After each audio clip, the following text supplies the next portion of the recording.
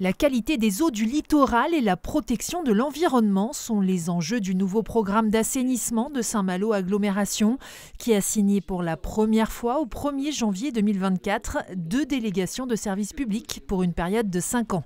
La première avec Suez sur le territoire de la Rance, comprenant 6 communes, soit 31 000 abonnés, dont le territoire à la fois urbain et maritime de Saint-Malo.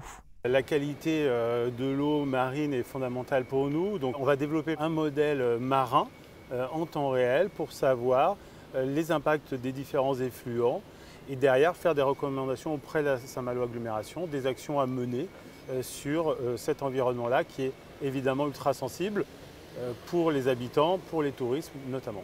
Le deuxième contrat avec Veolia concerne la zone de la baie comprenant 12 communes, dont celle d'Irel, où se trouve cette lagune de 4 bassins, l'un des moyens les plus naturels de traitement des eaux usées.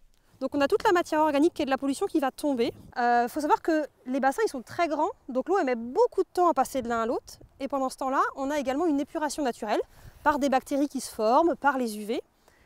Et quand l'eau a fait le tour des 4 bassins, eh bien, elle peut être rejetée au milieu naturel parce qu'elle a une qualité d'eau qui correspond à la qualité dont on a besoin pour la sortie. Sur cette zone conchilicole classée zone Natura 2000, l'enjeu est la préservation des milieux aquatiques. Au final, l'agglomération espère bénéficier de nombreuses données grâce à ces 2 délégataires. Ce qui est extrêmement important, c'est de pouvoir anticiper les phénomènes climatiques, les phénomènes de montée d'eau ou de précipitations massives.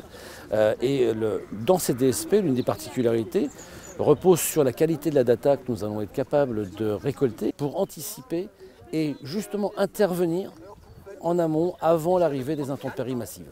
Lorsque vous avez à marée haute, à marée montante, de l'eau qui rentre finalement dans les réseaux, si en même temps vous avez des bassins en amont qui ne sont pas purgés préventivement de leur quantité d'eau, c'est-à-dire de renvoyer cette eau à la mer avant la marée haute, et bien à un moment donné on finit par avoir des débordements et des risques d'inondation qu'il nous faut absolument prévenir pour demain. Côté usager, les tarifs de l'assainissement vont être harmonisés sur l'ensemble de l'agglomération d'ici 2028.